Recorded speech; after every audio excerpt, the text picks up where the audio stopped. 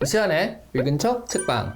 안녕하세요. 성신여대 겸임 교수이자 비즈니스, 테크, 인문 쪽으로 글을 쓰고 있는 작가 이시안입니다. 만화는요, 한때 매우 하급의 문화로 취급되어서 아이들이 읽으면 안 되는 책 정도로 인식되었던 때도 있었습니다.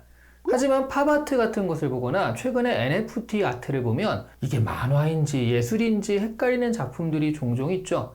사실 만화는 얼마든지 예술일 수가 있습니다. 세계적으로 유명한 초현실주의 화가 살바토르 달리 아시죠? 이 살바토르 달리 같은 경우는 디즈니와 같이 작업을 한 적도 있습니다. 디즈니 플러스에서 데스티노라는 작품을 지금도 보실 수가 있어요. 오늘 소개해드린 책 역시 만화책인데요. 타임지나 워싱턴 포스트지가 역사상 가장 위대한 그래픽 노블로 꼽는 작품이어서요. 예술을 넘어서 명작의 향기까지 풍기는 책입니다. 아트 슈피겔만의 쥐입니다. 이 책은 무려 14년에 걸쳐서 만들어진 책입니다. 한 컷 한 컷을 정성스럽게 구상하고요. 스케치하여서 완성된 만화예요. 이 작품은 만화인데도 불구하고 퓰리처상을 받은 작품으로도 유명합니다. 무엇보다 메시지가 아주 묵직한데요. 바로 유태인 학살에 관한 고발입니다. 아트 슈피겔만은 유태인 학살에서 살아남은 브라덱 슈피겔만의 아들이에요. 그래서 아버지의 이야기를 만화로 남기게 된 것이죠. 그런데 여기에 아버지의 인간적인 결함과 아버지와의 껄끄러운 관계 같은 것들을 가감없이 같이 묘사해요. 그러면서 훨씬 생동감 있는 이야기로 우리에게 와 닿게 된 것이죠. 그래서 단순한 고발이나 영웅담이 아닌 살아있는 사람이 겪은 생생한 이야기로 실감이 되는 것 같습니다. 우선 인물들의 묘사가 우화적인데요. 유태인들은 쥐로, 독일인들은 고양이로 묘사되고 있습니다. 거기에다가 폴란드인들은 돼지, 미국인들은 개로 묘사되고 있죠. 이 이야기는요, 블라덱이 아냐라는 여성을 만나 결혼하는 것부터 시작이 됩니다. 블라덱도 성실했고요. 아냐의 집이 잘 사는 집이었기 때문에 매우 평온하고 부유한 생활을 했었는데요. 전쟁이 발발하여서 블라덱이 폴란드군의 징집이 돼요.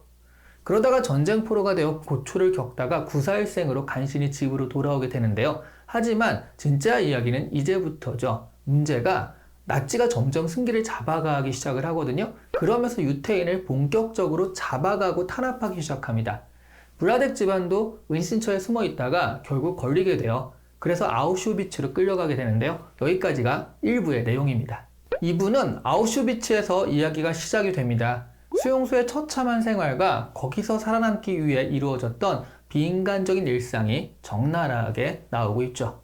나중에 블라덱이 독일의 항복으로 수용소에서 나와 어렵게 고향으로 돌아가서 결국 아내인 아냐와 재회하게 되는 이야기예요.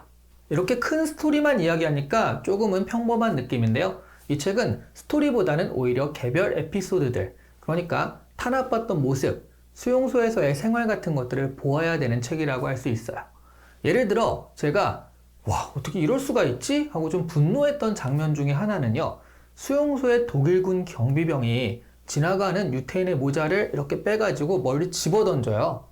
그게 없으면 문제가 되겠죠. 그러니까 그 유태인은 모자를 집으러 갑니다. 그러면 경비병이 그 유태인을 쏘아 죽이는 거예요. 그리고선 탈출하는 것을 잡았다면서 그것 때문에 포상휴가를 간다는 것이죠. 사람의 목숨이 며칠간의 휴가보다도 못한 이런 충격적인 이야기들이 이 책의 곳곳에서 쉴 틈 없이 펼쳐집니다. 하지만 이 책의 진짜 미덕은요, 이런 것을 단순한 선악 구도로 놓지 않는다는 거예요.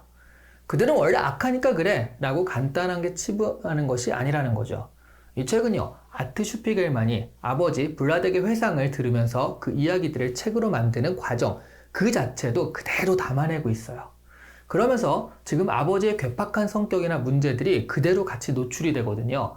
아우슈비츠에서 순간순간의 기지와 지혜로 살아남는 블라덱의 모습은 거의 히어로에 가깝습니다.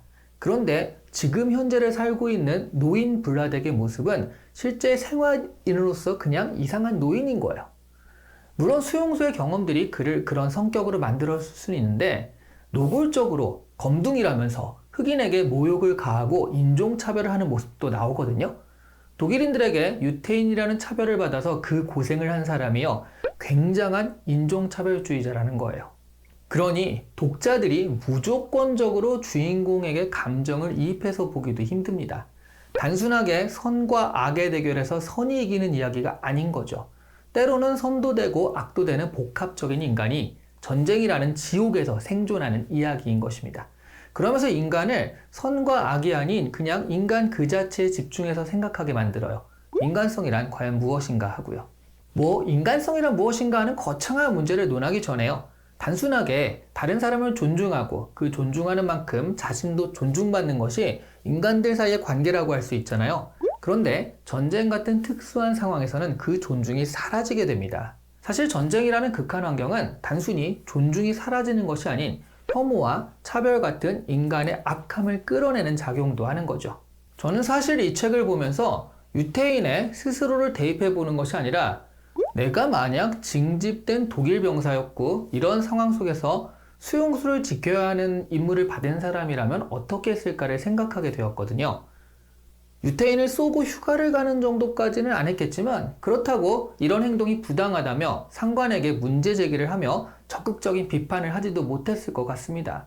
전시라서 그런 말 한마디로 바로 반역죄가 적용되는 그런 상황이었으니까요. 결국 우리는요, 선과 악의 이분법에서 어디에 설 것이냐 이런 문제보다는요, 이렇게 극단적으로 갈리지 않는 상황을 만드는 것이 훨씬 중요한 문제인 것 같습니다. 전쟁이 일어났을 때 인간성을 지키는 것은 쉽지 않은 일이니까 절대 전쟁이 일어나지 않게 해야 한다는 것이죠. 만화 형식이고요. 이야기도 흥미로워서 사실 매우 무겁고 슬픈 이야기인데도 빠르게 읽히는 책입니다. 어두운 역사도 어쨌거나 우리 인류의 역사입니다. 그런 역사도 직시해야 그래야 반복하지 않으니까 끔찍하다고 피하지만 말고요. 정확하게 그 역사를 바라볼 필요가 있습니다. 그런 면에서 우리 자신도 그렇고요. 아이들에게도 읽힐 만한 책이 아닐까 합니다. 오늘 이시안의 읽은 척 책방은 아트 슈피겔만의 G, 마우스였습니다. 좋아요와 구독 잊지 마시고요. 또 다양한 책으로 찾아뵙도록 하겠습니다. 감사합니다.